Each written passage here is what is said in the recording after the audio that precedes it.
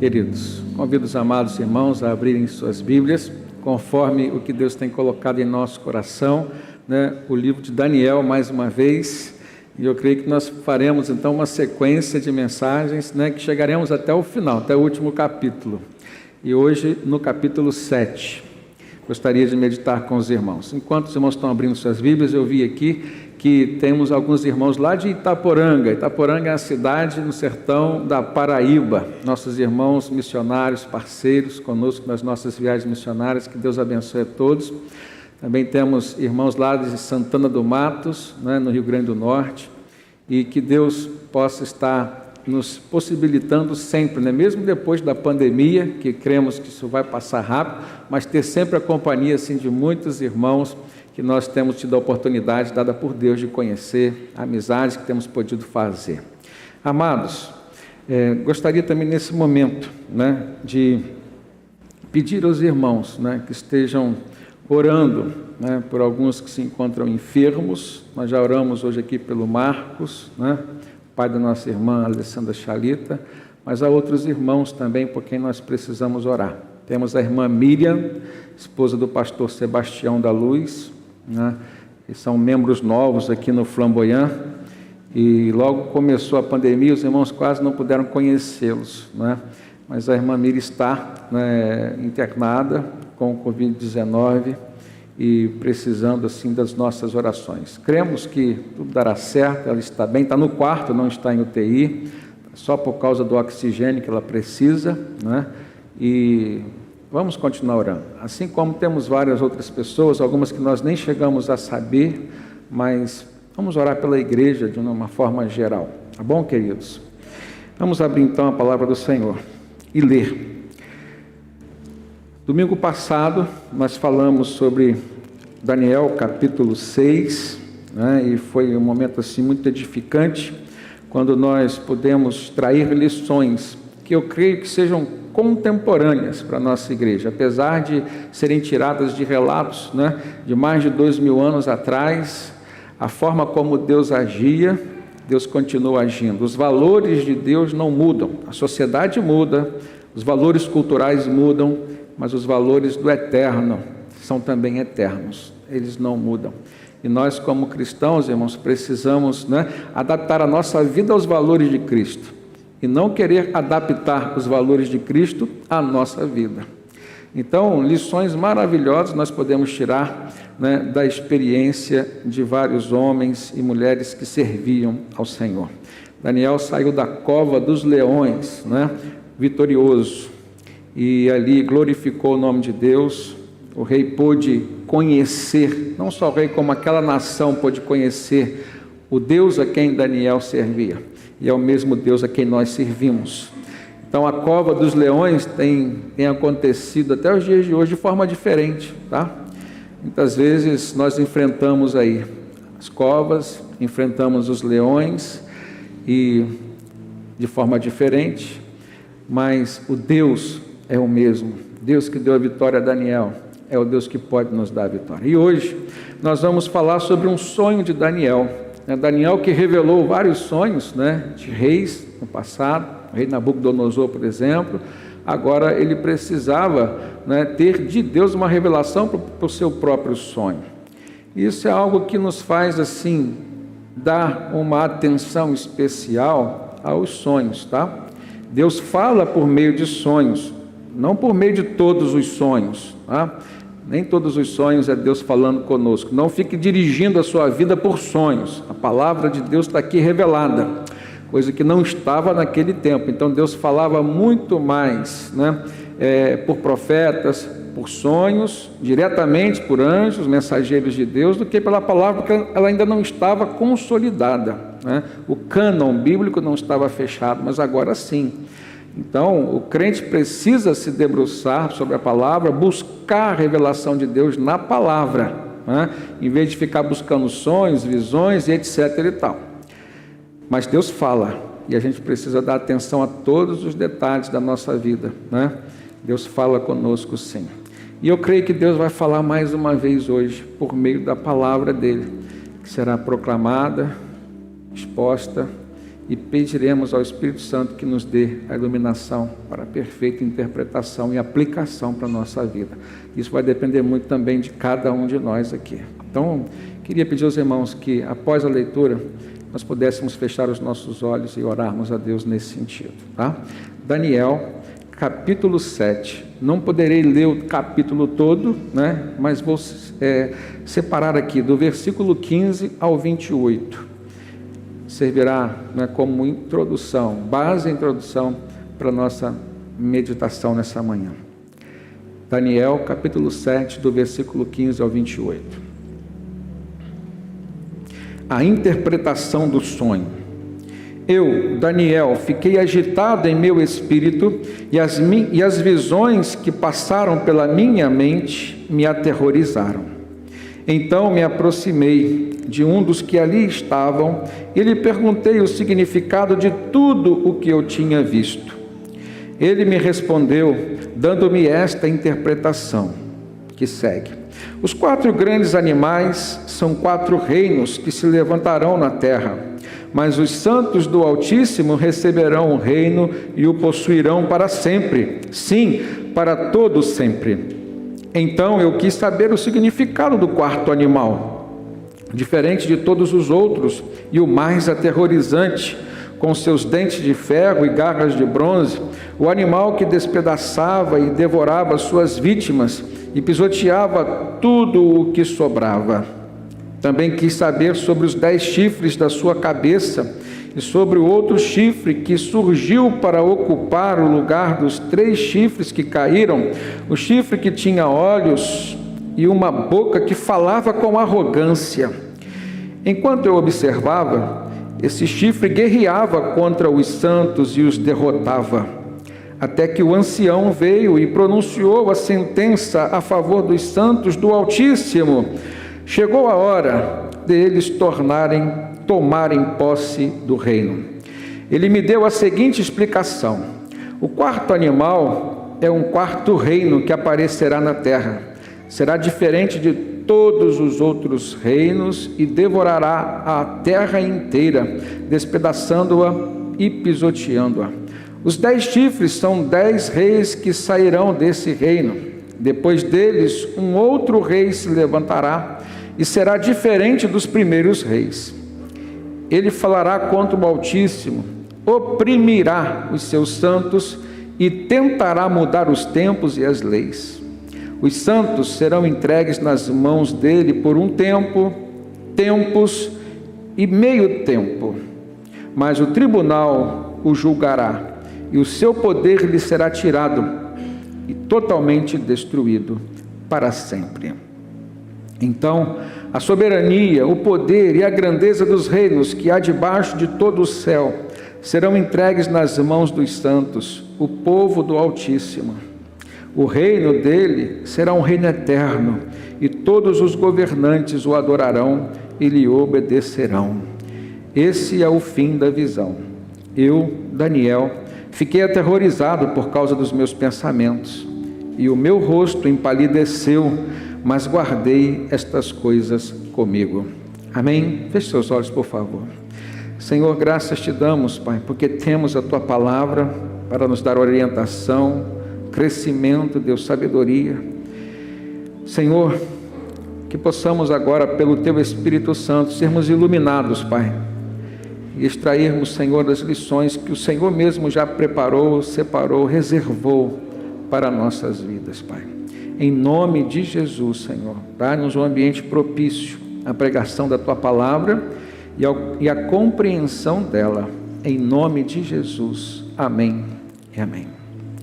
Queridos, mais uma vez, então, diante de um texto maravilhoso, nós, no capítulo 7, começamos a nos deparar com uma nova fase no livro do profeta Daniel. É uma fase em que ele começa a revelar coisas do futuro, né? Fazer jus ao seu nome de profeta. Daniel aqui começa a receber de Deus, inclusive, coisas com relação ao final dos tempos. Algumas coisas estão aqui reveladas que nós ainda não vimos. Outras sim, já presenciamos, outras, né, a história já nos mostrou que já aconteceu. Como que se dá esse momento na vida de Daniel? É importante nós fazermos uma contextualização, porque no capítulo anterior a esse, né, já havia um novo rei, né, sendo estabelecido sobre o império que deixava de ser babilônico para ser o império medo-persa, da Média e da Pérsia. Mas esse capítulo 7 ainda retrata um sonho, né, que estava acontecendo no tempo do rei Belsazar, né, e ainda era o rei babilônico. Então Daniel recebe também uma visão de Deus, certamente que por suas próprias preocupações. É natural na vida do servo e da serva de Deus, né, nós temos preocupações com relação, né, às coisas pertinentes a nós, nossa família, né, nossa profissão, nosso trabalho, nosso sustento, nossa provisão, né, tudo que diz respeito à vida do servo de Deus, né, é comum e é salutar que ele compartilhe com Deus em oração. Isso nos traz uma motivação, sim, a compartilharmos com Deus, a buscarmos em Deus, né, orientação com relação às nossas decisões, coisas que vão acontecer no futuro, coisas que nós ainda não sabemos. Mas também é importante que a gente aprenda, como Jesus ensinou, né, a não nos deixarmos ser tomados por uma ansiedade, dominados por uma ansiedade. É fundamental que a gente aprenda e exercite o descansar em Deus. Eu tenho, por meio da oração, um instrumento através do qual eu busco em Deus, não só orientação, mas também um descanso para a minha alma, porque aquilo que eu não posso fazer, eu confio e tenho certeza que Deus fará por mim. E é assim que todo crente, todo cristão precisa caminhar. Imagina Daniel, irmãos, na corte do rei, enfrentando um período de transição, ele não sabia o que ia acontecer com ele. Então ele busca em Deus, e Deus lhe dá, de uma certa forma, palavras de revelação sobre o futuro, com o objetivo de dar um alerta, mas também com o objetivo de trazer consolação. E nós vamos compreender por quê. No início, né, do capítulo, nós temos a narrativa do sonho, que fala de 4 animais que Daniel viu. Só que no início desse sonho, né, Daniel teve uma perturbação. Ele, quando viu aquele sonho acontecendo, o seu espírito já não estava mais tranquilo assim.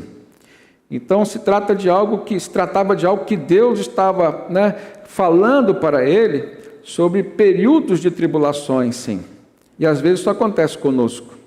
Quando nós ouvimos uma palavra de Deus, né, de alguma forma, ou lendo a Bíblia, ou ouvindo uma mensagem como essa, que a gente, né, consegue perceber, né, que Deus está querendo falar conosco alguma coisa sobre a nossa vida, né, um tom de alerta, nós não ficamos totalmente sossegados. Nós queremos ir até o fundo nisso, queremos pedir a Deus, Senhor, então nos mostra, nos revela de fato que tipo de briga é essa que nós estamos inseridos, que tipo de inimigo nós vamos enfrentar, quais são as estratégias que Ele vai usar, o que nós precisamos, né, fazer, como que nós precisamos nos preparar. Sabedoria é fundamental nesse momento, e não existe outro lugar, irmãos, nenhuma outra fonte de sabedoria melhor do que o próprio céu, do que o próprio coração do Pai. Então Daniel vê ali uma sequência de 4 animais. Ele vê um leão, e no versículo 4 diz que o primeiro parecia um leão, e tinha as asas de águia. Ele diz assim: eu o observei até que as suas asas foram arrancadas e ele foi erguido do chão, de modo que levantou-se sobre 2 pés como um homem e recebeu o coração de homem. Certamente que este texto e esta figura usada como leão estava se referindo ao primeiro reino, ao qual Daniel inclusive participou, que foi o reino de Nabucodonosor. Quem leu o texto, por exemplo, né, capítulo 1, capítulo 2, sabe, né, como que a história se desenrolou na vida de Nabucodonosor, como que foi o seu final. Um pouco antes da sua restauração, Deus havia dado a ele uma sentença. Primeiro deu um alerta, né, e ele não deu atenção, então ele virou uma fera, teve que conviver no campo, né? Um homem teve que andar agora, né, de 4 patas como um animal. E olha o que o texto está falando. Ele foi erguido do chão, de modo que levantou-se sobre os 2 pés como um homem. Foi a restauração que Deus fez na vida de Nabucodonosor, após o momento em que ele compreendeu que Deus era o único Senhor, né, e que dava o poder a quem ele quisesse dar. Ou seja, tudo aquilo que Nabucodonosor tinha construído, conquistado, não tinha vindo da sua própria capacidade humana, do seu próprio poder. Deus havia constituído o rei, né, e poderoso como ele se tornou. Tiramos várias lições sobre isso nas mensagens anteriores. E aqui nós vemos então Deus falando com Daniel, mostrando, né, passado, presente e futuro. Depois ele fala do segundo animal, versículo 5. Esse animal tinha a aparência de um urso. Ele foi erguido por um dos seus lados, e na boca, entre os dentes, tinha 3 costelas. E lhe foi dito: levante-se e coma quanta carne você puder. Qual foi o império que sucedeu o império de Nabucodonosor, o império babilônico? Foi o império Medo-Persa, caracterizado por ser um império compartilhado por 2 reinos, que naquela visão de Nabucodonosor, que Daniel interpretou, né, o peito que tinha, né, 2 lados, 2 braços que eram unidos por este peito, ou seja, o império Medo-Persa. Aqui ele fala que havia 2 lados. Um dos seus lados, né, se ergueu. Então nós compreendemos que se refere ao império Medo-Persa. No versículo 6, no sonho que Daniel teve, ele vê um outro animal. E o texto diz que se parecia como um leopardo, mas era diferente, um leopardo diferente. Um leopardo que tinha, né, nas costas 4 asas, como asas de uma ave. Esse animal tinha 4 cabeças e recebeu autoridade para governar. Quem conhece a história vai saber fazer uma analogia com o Império Grego, que teve por seu grande imperador Alexandre o Magno, Alexandre o Grande, e que ao morrer, esse império foi dividido por 4 generais gregos. Olha só como que o texto é profético, falava de uma coisa que ainda ia acontecer com detalhes. Tinha 4 cabeças e recebeu autoridade para governar. Cada cabeça, um dos generais que receberam autoridade para governar o Império Grego após a morte de Alexandre. No versículo 7, porém, ele fala de um 4º animal que ele não conseguiu identificar. Tal era a diferenciação, a estranheza, né, que esse animal tinha com relação a todos os outros que ele conhecia. Diz assim no versículo 7: na minha visão à noite, vi ainda um 4º animal, aterrorizante, assustador e muito poderoso. Tinha grandes dentes de ferro, com os quais despedaçava e devorava suas vítimas, e pisoteava tudo o que sobrava. Era diferente de todos os animais anteriores e tinha 10 chifres. A gente pode interromper a leitura aqui nesse momento, porque quando ele fala que era diferente de todos os impérios, governos anteriores, e que tinha uma característica de ser muito forte, de devorar, de despedaçar todas as suas vítimas e de pisotear tudo que sobrava, a gente sabe que isso não tem como não se referir ao Império Romano, que de certa forma, e de fato veio, né, após o Império Grego. Os romanos eram conhecidos por serem perversos e cruéis assim. Os soldados romanos, eles, quando invadiam uma cidade, um lugar, um país, eles destruíam tudo. Eram completamente terríveis nas suas ações. E de fato foi isso que aconteceu. A visão, através de um sonho que Deus tinha dado a Daniel, foi se cumprindo. Só que aqui ele fala que, diferente dos outros animais anteriores, ele tinha 10 chifres. E no versículo 8, enquanto eu estava refletindo nesses 10 chifres, vi um outro chifre pequeno que surgiu entre eles, e 3 dos primeiros chifres foram arrancados para dar lugar a ele. Esse chifre possuía olhos como os olhos de um homem e uma boca que falava com arrogância. Nesse ponto, Daniel já está falando de algo que ainda vai acontecer. para nós, inclusive. É por isso que alguns teólogos falam que Daniel é o Apocalipse do Antigo Testamento. É um texto escatológico. Aqui ele está falando do anticristo, irmãos. A visão de Daniel, esse chifre pequeno, trata do anticristo. Nós vamos ver detalhes mais à frente, mas aqui ainda, na visão, nós podemos, com a pouca capacidade que temos, compreender. Ele diz que esse chifre possuía olhos como os olhos de um homem, uma pessoa, e tinha uma boca que falava com arrogância.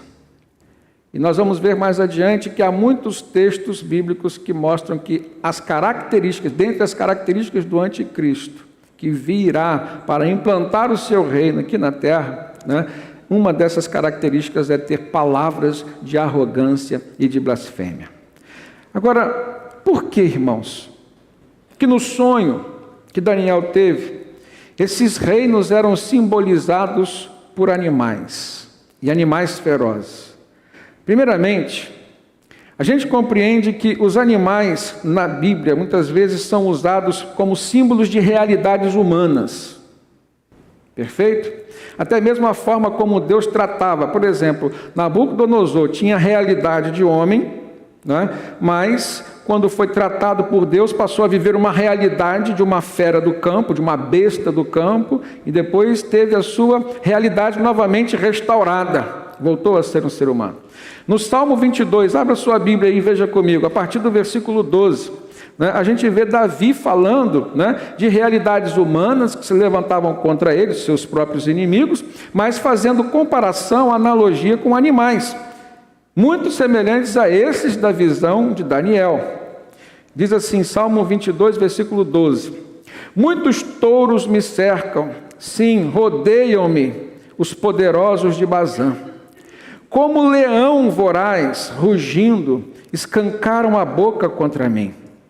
Como água me derramei e todos os meus ossos estão desconjuntados. Meu coração se tornou como cera, derreteu-se no meu íntimo.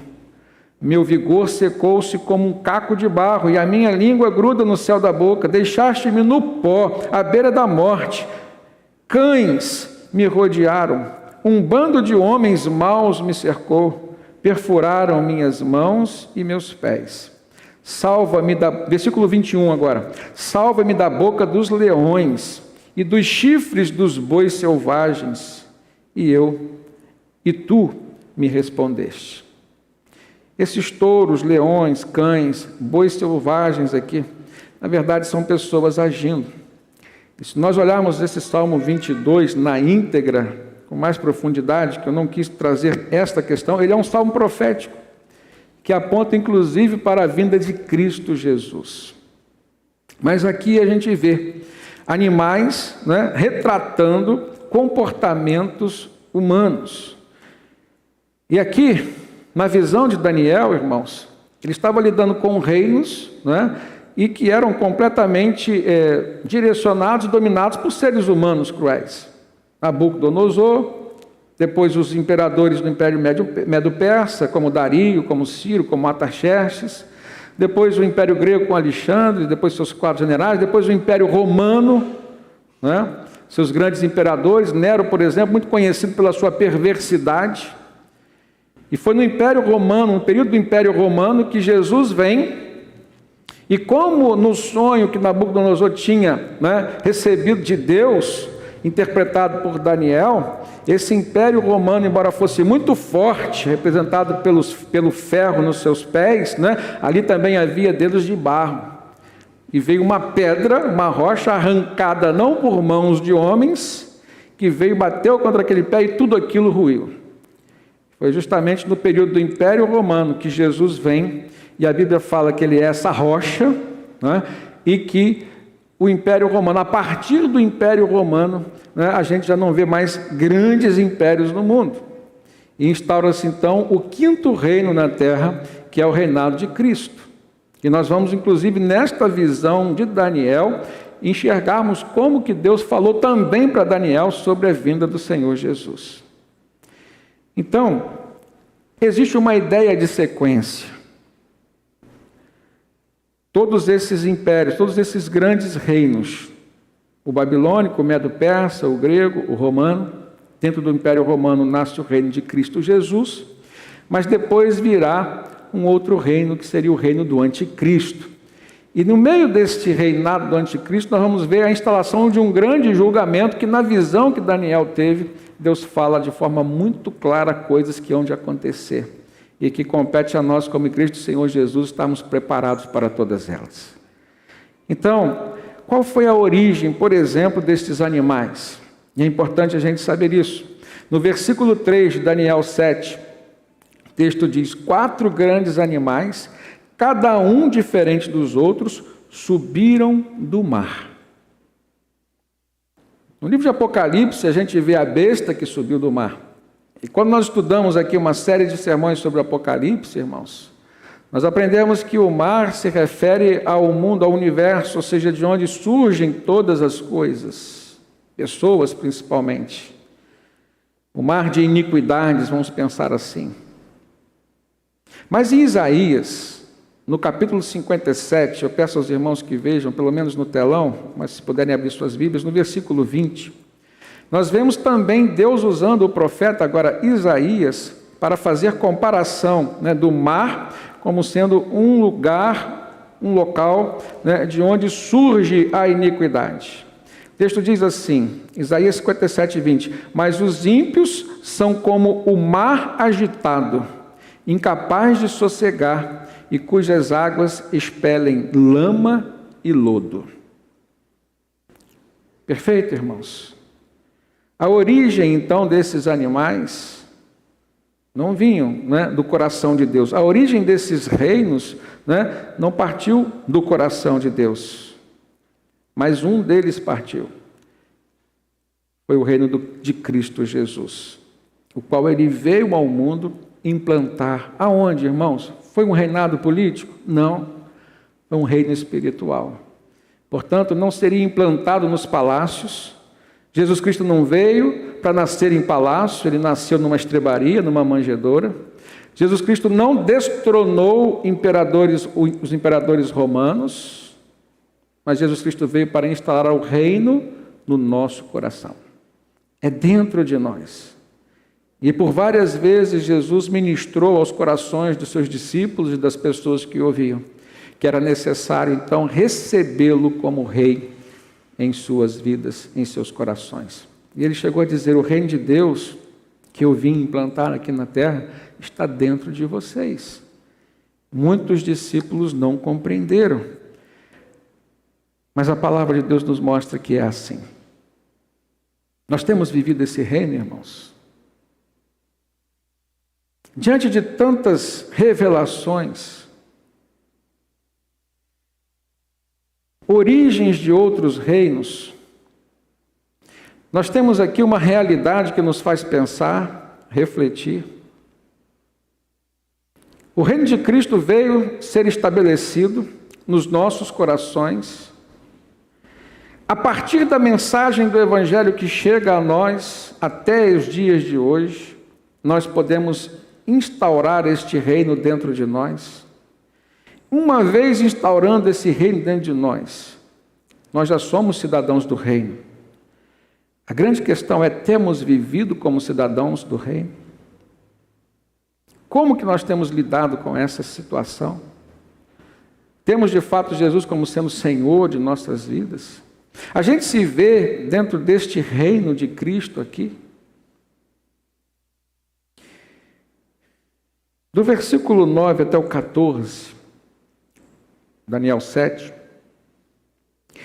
diante de todo esse cenário em que ele mostra, ele começa a ter uma visão de um grande julgamento que estava por acontecer. E é por isso que Deus tem trazido a nós reflexões com relação à maneira como vivemos dentro de um reino. Porque às vezes, irmãos, o fato de estarmos numa igreja, de pertencermos a uma igreja, não significa que estamos no reino. Às vezes nós estamos vivendo às margens desse reino. Poderíamos estar e deveríamos estar no centro do reino de Cristo. Às vezes estamos vivendo às margens desse reino, às vezes estamos caminhando por atalhos que estão fora desse reino. Mas haverá um julgamento. Versículo 9, diz Daniel, narrando: enquanto eu olhava, tronos foram postos no lugar, e um ancião se assentou. Sua veste era branca como a neve, o cabelo era branco como a lã, seu trono ardia em fogo, e as rodas do trono estavam todas incandescentes. Certamente, irmãos, que segundo a interpretação bíblica, Deus é o juiz deste julgamento. E esta interpretação está muito coerente com a palavra que Abraão, deu quando ele intercedia pela vida de Ló, seu sobrinho. Vai a Gênesis agora no capítulo 18, versículo 25. A gente vê esse termo de juiz sendo atribuído a Deus, agora inserido dentro da sua própria palavra por meio de Abraão. Ele diz assim: longe de ti fazer tal coisa, matar o justo com o ímpio, tratando o justo e o ímpio da mesma maneira. Isso é Deus intercedendo, é Abraão intercedendo a Deus por Ló, quando Deus falou com ele que ele haveria de destruir a cidade de Sodoma e Gomorra e todos os seus moradores, e Ló morava lá. E aí Abraão diz: longe de ti, não agirá com justiça o juiz de toda a terra. Então guarda esse título que Abraão deu para Deus: juiz de toda a terra. E a gente volta aqui então ao livro de Daniel, no versículo 14, no versículo 9, ele diz: o seu trono ardia em fogo, e as rodas do trono estavam todas incandescentes. Há um juiz aqui nesse julgamento. Aliás, não há julgamento sem a presença do juiz. No versículo 10 diz que saía um rio de fogo de diante dele. Diz também que milhares de milhares o serviam. Milhões e milhões estavam diante dele. Diante de quem? Do grande juiz.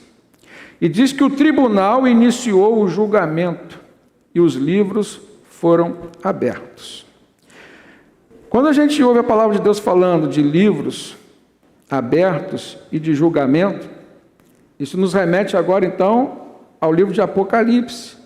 E eu quero mostrar para os irmãos como que realmente Daniel e Apocalipse, esses dois livros conversam um com o outro, testificando um sobre o outro. Apocalipse capítulo 20, versículo 12, diz assim: vi também os mortos, grandes e pequenos, de pé diante do trono. Daniel tinha dito que tinha visto milhares e milhares de pessoas diante desse trono. Ele diz em Apocalipse 20, 12, e livros foram abertos. Daniel diz que o tribunal iniciou o julgamento e os livros foram abertos. Olha só. Agora ele diz: um outro livro foi aberto, o livro da vida. E diz que os mortos foram julgados de acordo com o que tinham feito, segundo o que estava registrado nos livros. Ao mesmo tempo que Daniel fala do julgamento, e aqui a gente vai ver que é o julgamento do próprio anticristo, mas ele não exime os santos do julgamento. O livro de Apocalipse fala de uma forma muito clara que nós seremos julgados segundo também as nossas obras. Por isso que eu fiz a pergunta aos irmãos: pertencemos ao reino de Cristo e temos vivido como servos de Cristo, o Senhor desse reino? Na visão de Daniel, irmãos, e aí no versículo 11 a gente precisa analisar de que esse julgamento estava falando, ou seja, quem estava sendo julgado. Versículo 11. Continuei a observar por causa das palavras arrogantes que o chifre falava, e fiquei olhando até que o animal foi morto, ou seja, foi julgado e condenado. O seu corpo foi destruído e atirado no fogo. Quando a gente estuda o livro de Apocalipse, a gente vê que realmente o anticristo foi julgado, condenado e lançado no fogo eterno do inferno. Então o anticristo será o réu desse julgamento. E como será o reinado do anticristo?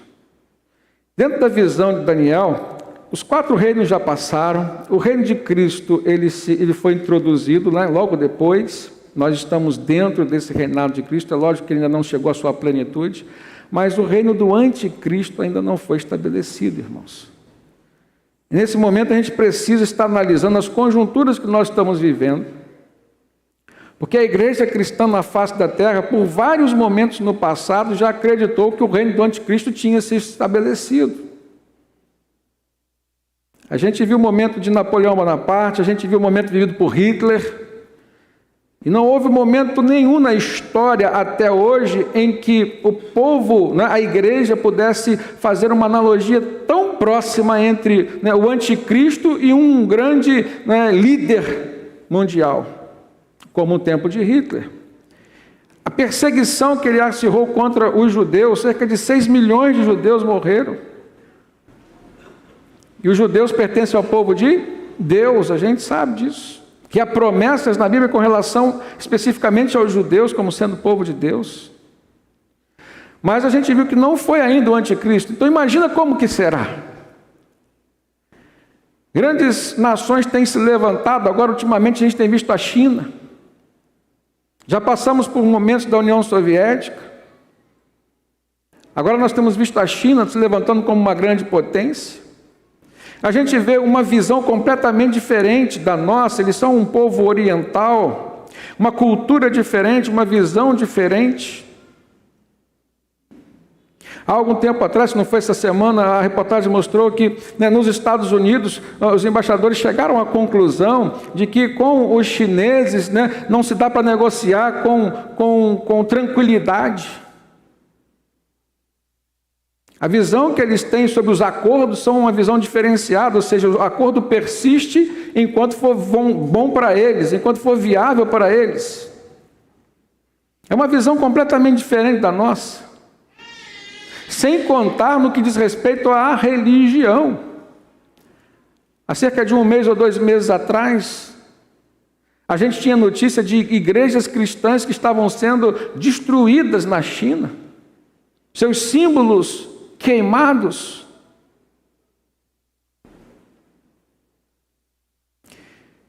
Não há como a gente olhar para a palavra de Deus, irmãos, e não fazer comparações.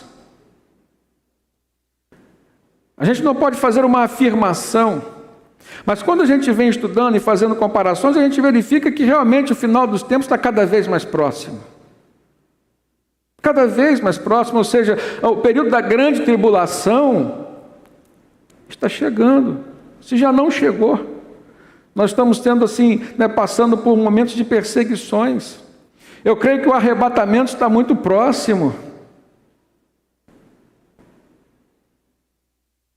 Eu creio que a volta do Senhor Jesus está por acontecer.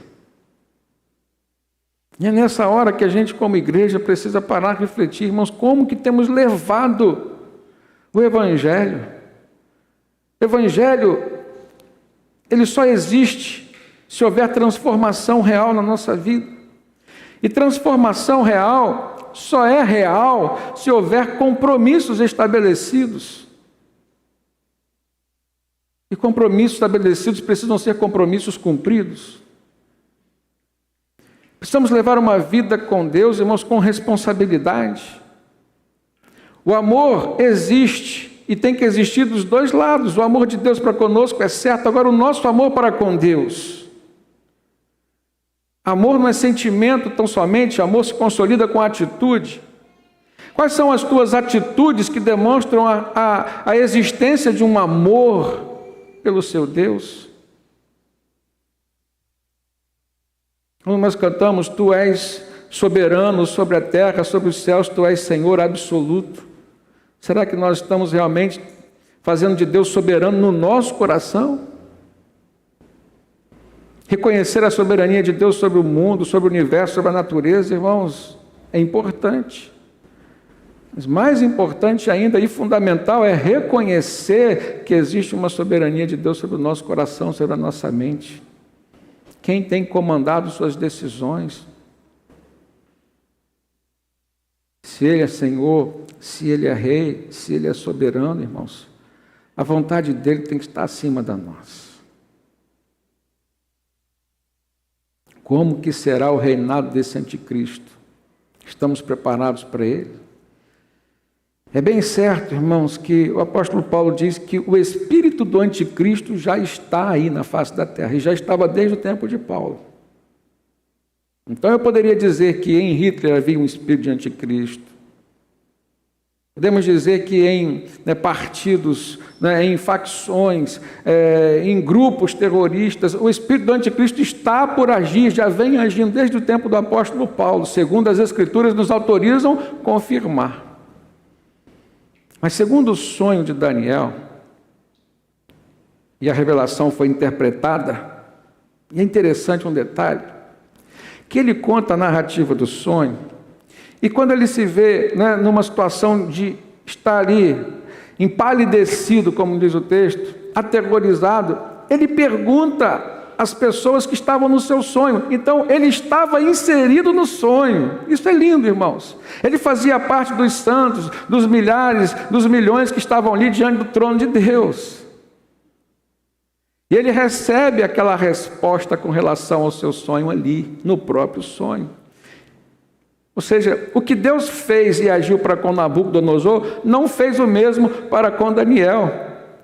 Para Nabucodonosor, com quem ele não era soberano sobre o coração, ele deu o sonho e deixou uma interrogação, e precisava de um servo do Senhor, um profeta, para receber a revelação de Deus e entregar para ele. Mas agora, ao próprio Daniel, Deus fala por meio de sonhos, e no próprio sonho Deus dá a interpretação. Ou seja, irmãos, quando nós buscamos a Deus, nós encontramos resposta. Deus não é um Deus de meias palavras. Deus não é um Deus de meia boca.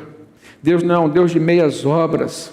A obra que Ele começou, e a Bíblia diz isso, Ele vai concluir. E Ele começou uma obra na nossa vida, a gente precisa crer nisso. Ele vai concluir. As realidades vêm. Os prognósticos não são tão favoráveis assim. Mas Jesus não prometeu vida fácil, vida boa para ninguém, para os seus seguidores nem tão pouco.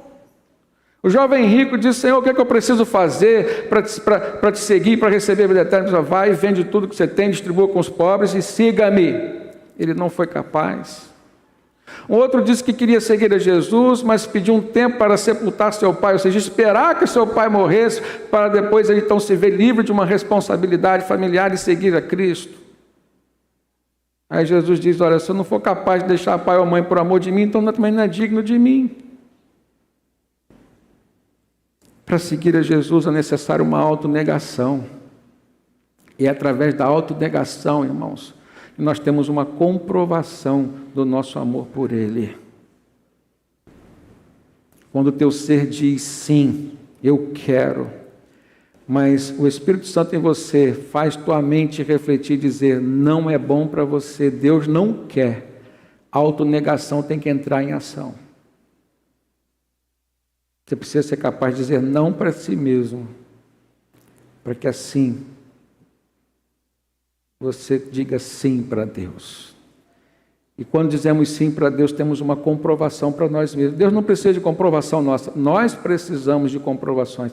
Nós comprovamos para nós mesmos que amamos o Senhor, que o reino de Cristo está estabelecido na nossa vida. Olha comigo no versículo 21 e versículo 22.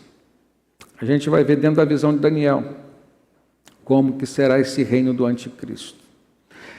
Enquanto eu observava, esse chifre guerreava contra os santos. A gente sabe que os santos na Bíblia são os cristãos.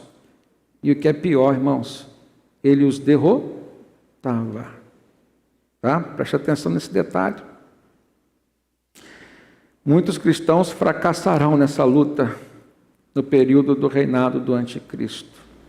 Mas no versículo 22 diz que até que, ou seja, haverá um fim nisso. Até que o ancião veio, e esse ancião é Deus no sonho, e pronunciou a sentença, ele é o juiz, a favor dos santos, dos crentes do Altíssimo. E chegou a hora de eles tomarem posse do reino. Ou seja, o anticristo será destronado. E nós tomaremos posse com Cristo de um reino eterno. Quais serão as ações, As estratégias que o anticristo vai usar, reveladas aqui no sonho de Daniel. Existem várias outras em outros livros, mas aqui, versículo 25 e 26, ele falará contra o Altíssimo.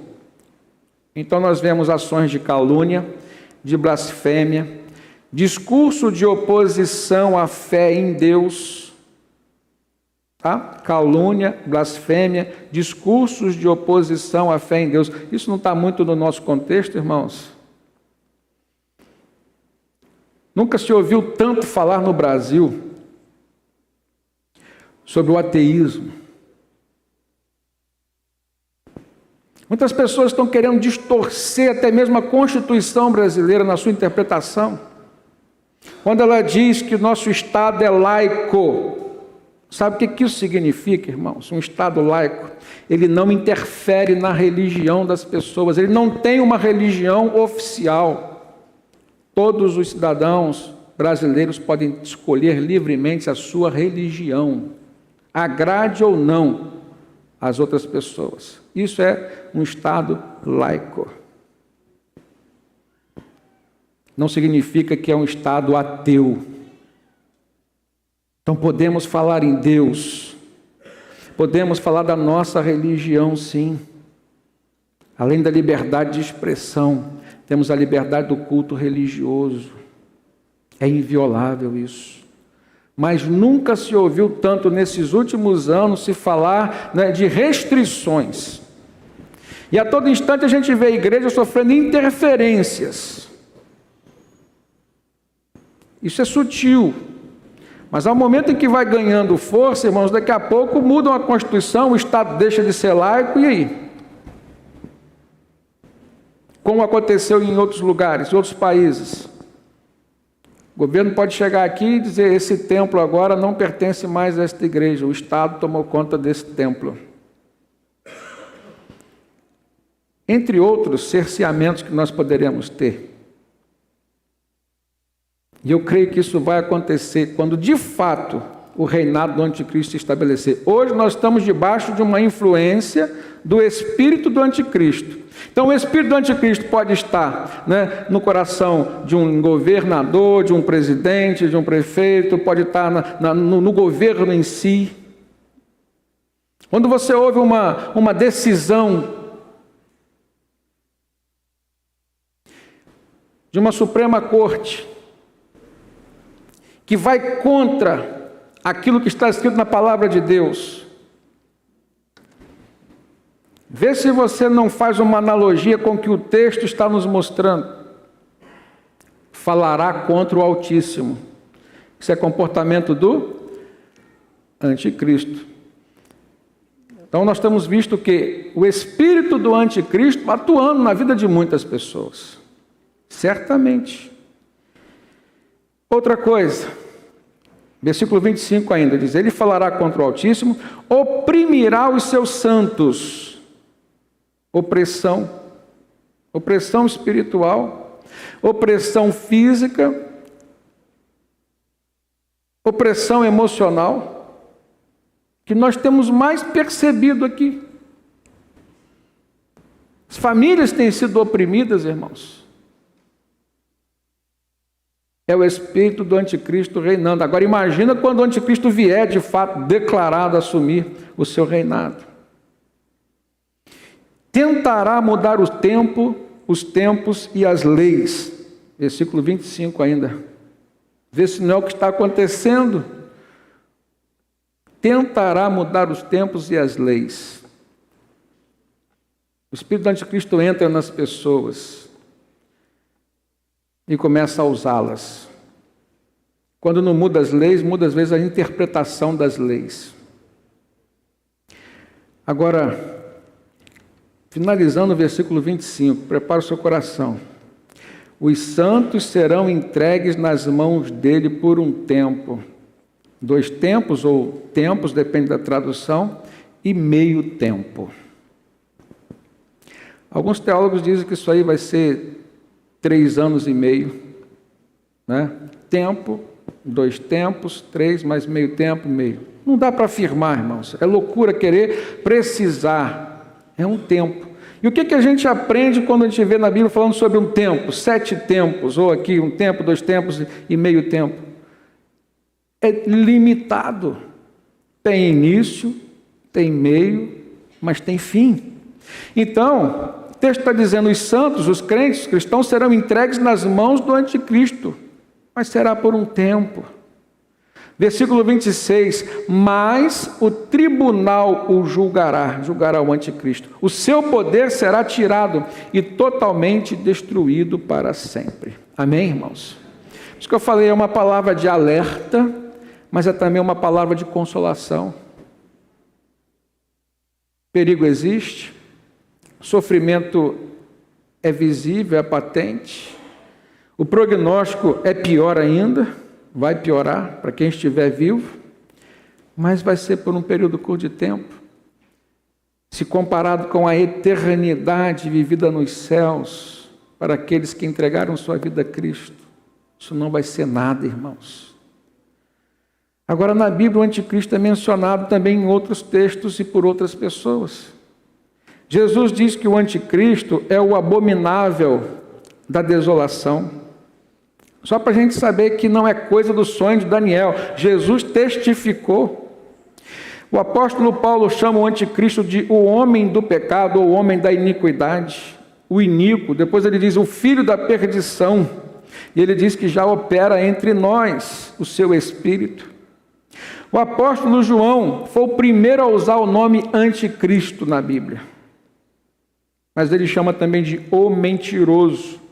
Chama também de a besta. E João diz que muitos anticristos, irmãos, têm saído pelo mundo. Tanto Paulo, que diz que o espírito do anticristo está agindo, e João vem agora testificar, muitos anticristos têm saído. Ou seja, pessoas com o espírito do anticristo. Mas a Bíblia fala que haverá um líder, que será o anticristo, porque Satanás tem inveja de Deus. E da mesma forma que de Deus sai Jesus Cristo encarnado nos homens, Satanás quer encarnar o anticristo, o filho da perdição, o mentiroso. Quem é o pai da mentira na Bíblia? Satanás.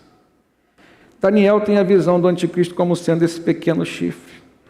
E chifre, no Antigo Testamento, denota poder. Por isso que é aplicado a reinos. Agora, irmãos, a palavra anticristo significa tudo aquele ou tudo aquilo que é contrário a Cristo, aos princípios de Cristo.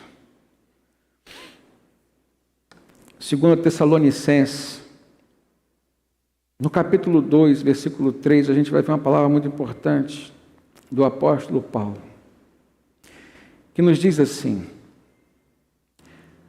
não deixem que ninguém os engane de modo algum. Antes daquele dia virá a apostasia, e então será revelado o homem do pecado, ou o homem da iniquidade. Se revelando a quem? O anticristo, o filho da perdição. Versículo 4, este se opõe e se exalta acima de tudo o que se chama Deus, ou é objeto de adoração. Não há nada que irrite mais Satanás, irmãos, do que um templo como esse aqui, lugar onde pessoas estão adorando ao Senhor. Não há nada que irrite mais Satanás do que ver pessoas aqui louvando, glorificando a Deus, crescendo, aprendendo como lidar com as suas fraquezas, as suas tentações e a vencer o próprio Satanás. Então ele diz, o anticristo se opõe e se exalta acima de tudo que se chama Deus ou é objeto de adoração, a ponto de se assentar no santuário de Deus, proclamando que ele mesmo é Deus. Ele vai querer fazer isso. Agora, amados, o anticristo então será um homem, não será um sistema, não será um partido político. A Bíblia diz que ele receberá um número, e o número de homem é 666. 6 na Bíblia é o número do homem. Mas a Bíblia diz que ele será derrotado. E isso é o principal para nós. Isso nos consola, ou seja, não estamos só nessa luta. O tempo dele é um tempo limitado. Na última parte da interpretação desse sonho de Daniel, ele vem falar agora do reino de Cristo Jesus. No versículo 13, ele diz: na minha visão à noite, eu vi alguém semelhante a um filho do homem, vindo com as nuvens dos céus. Ele se aproximou do ancião. Quem era o ancião no sonho? Deus. E foi conduzido à sua presença, ou seja, a presença de Deus. Se nós olharmos Mateus 8:20, nós vamos ver que Jesus fala que ele é o Filho do Homem. Ele diz: as raposas têm seus ninhos, as aves do céu, as raposas têm seus covis, as aves do céu têm seus ninhos, mas o Filho do Homem não tem aonde reclinar a cabeça. Jesus usa esse termo referindo-se a si mesmo, o Filho do Homem. Então, quando no sonho de Daniel ele vê alguém semelhante a um filho de um homem, na verdade está se referindo ao próprio Cristo. No versículo 14, a ele foram dados autoridade, glória e reino. Todos os povos, nações e homens de todas as línguas o adoraram. Seu domínio é um domínio eterno, que não acabará, e o seu reino jamais será destruído. Amém, irmãos? Quando nós compreendemos que fazemos parte do reino de Cristo, uma verdade está revelada aqui. Esse reino, diferentemente de todos os outros, não será destruído. Será um reino eterno. Quando Jesus nos ensinou a oração do Pai Nosso, Ele nos ensinou a orar dizendo: venha a nós o vosso reino. Aqui a gente aprende que o reino de Cristo, Jesus não estava dizendo venha a nós o vosso reino lá no final, depois do anticristo. Ele estava dizendo o vosso reino, o reino de Cristo naquele dia. A nossa oração, quando nós dizemos venha a nós, Senhor, o vosso reino, e seja feita a tua vontade, assim na terra como nos céus, Jesus está nos ensinando que o reino de Cristo começa realmente aqui, quando nós o fazemos rei e soberano nos nossos corações. Mas a sua plenitude haverá de se revelar na volta do Senhor Jesus. É maravilhoso a gente compreender isso. Ou seja, se nós já podemos gozar das bênçãos do reino aqui na terra, irmãos, imagine o grande tesouro que está preparado, que será revelado para nós nos céus. E eu quero concluir essa mensagem, irmãos, levando os amados a compreender uma necessidade que nós precisamos hoje. Eu vejo uma igreja cristã muito preocupada com a sua vida aqui, mas pouco preocupada e pouco empenhada na sua vida eterna lá nos céus. Jesus disse que nós não poderíamos construir tesouros aqui na terra, onde a traça e a ferrugem corrói, mas deveríamos estar construindo o quê? Tesouros nos céus. Porque é lá que nós vamos, lá que o nosso espírito, a nossa alma vai passar a eternidade. Um tempo incontável. E na última parte da visão de Daniel, irmãos, nós compreendemos que esse reino de Cristo Jesus será um reino compartilhado conosco. Ou seja, se nós olharmos lá o versículo 22, até que o ancião veio e pronunciou a sentença a favor dos santos do Altíssimo, ou seja, dos cristãos, e chegou a hora deles tomarem posse desse reino. Vai chegar o momento em que nós vamos tomar posse definitiva da plenitude desse reino de Cristo sobre nossas vidas. E se olharmos Apocalipse 5, versículo 10, diz que Ele nos constituiu reino e sacerdotes para o nosso Deus, e diz que nós, reinaremos com o Senhor sobre a terra. Amém, queridos? Embora a visão de Daniel, o sonho que ele teve, estivesse falando de coisas terríveis, que provavelmente ele não haveria de enfrentar, mas nós possivelmente enfrentaremos, nossos filhos, nossos netos possivelmente enfrentarão. Deus não deixou de revelar no mesmo sonho que o reino de Cristo, superior a todos os reinados, seria estabelecido, e diferente de todos os outros, seria um reino indestrutível, um reino eterno. E o que fazer diante dessa realidade? Como que nós recebemos, então, essa palavra de Deus? Daniel recebeu, no versículo 28 diz, esse é o fim da visão. Eu, Daniel, fiquei aterrorizado por causa dos meus pensamentos. O meu rosto empalideceu, mas guardei estas coisas, estas palavras do meu coração. O que nós precisamos fazer? Absorver, assimilar e viver em conformidade com o que a palavra nos ensina. O que Daniel fez? Se nós olharmos o capítulo 9, ele se debruçou, mais ainda numa vida de oração, de jejum. Jesus diz que nós devemos orar, jejuar. Jesus fala que nós devemos orar e vigiar. Jesus fala que nós devemos orar, mas servir. Desenvolvendo assim, irmãos, em nós uma musculatura espiritual. Um soldado fraco numa guerra é um soldado morto. Por isso que eles buscam se fortalecer na sua estrutura física. A nossa guerra é uma guerra espiritual. Não importa a nossa estatura física, mas importa a nossa estatura espiritual. Ou seja, precisamos desenvolver a nossa musculatura espiritual exercitando, servindo a Deus, conforme a vontade de Deus, orando, jejuando, orando e vigiando, para que a gente não caia nas ciladas do maligno. O anticristo virá, levará a muitos, mas não levará a todos. Nós precisamos nos preparar. Desde já, estamos sujeitos ao espírito do anticristo, ou seja, podemos estar hoje debaixo de uma interferência maligna do espírito do anticristo. Futuramente, poderemos estar debaixo do próprio governo do anticristo. Mas isso não significa, irmãos, que nós vamos nos submeter a isso. Se nos fortalecermos, nós poderemos vencê-lo pelo sangue e o poder que há no nome de Jesus Cristo. Amém? E esta é a palavra de Deus para nós nessa manhã. Realidades e verdades para as quais precisamos estar preparados. Feche seus olhos, por favor, eu quero orar por você. Pai, há tantas verdades, Senhor, que a Tua palavra vem nos revelar.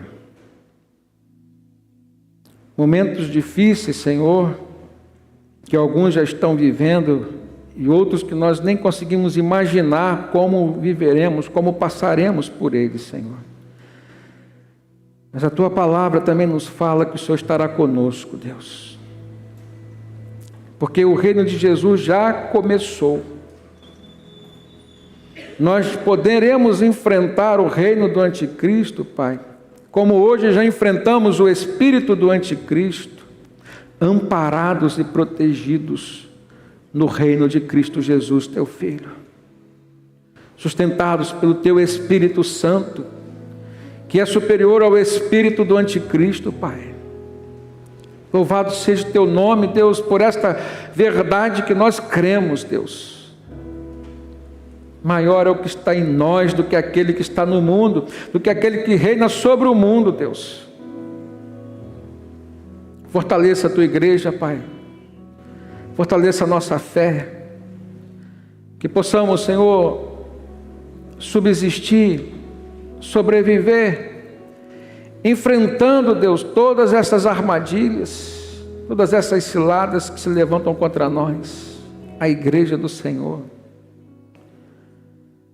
Eu te peço, Pai, que não só a força do Teu Espírito Santo, mas também a consolação que Ele nos dá, que possa estar também imperando, Deus, em nossos corações e mentes. Que apesar das lutas, das derrotas momentâneas que às vezes sofremos, Senhor, em batalhas, Tua palavra hoje nos revela que a guerra já foi vencida, Pai, por Jesus. E que se permanecermos no Teu caminho, Senhor, nós reinaremos com Jesus, Pai. num reino eterno que nunca será destruído. Muito obrigado, Senhor. Essa palavra nos consola, essa palavra nos dá força, uma esperança. Nos ajuda, Senhor, a permanecermos firmes e fiéis, sempre constantes, Senhor, na Tua obra. Ajuda-nos, Senhor, a vivermos esse novo normal que a sociedade está por experimentar, mas vivemos dentro dos padrões: oração, palavra, vigilância, jejum, serviço. Não nos permita, Senhor, fracassar na missão que o Senhor concedeu a cada um de nós. Jesus pagou um alto preço, Deus, por nós, por nossas vidas, pela igreja, por esta igreja aqui também. Nos ajuda, Senhor, fortaleça-nos. Em nome de Jesus nós oramos. Amém, Pai.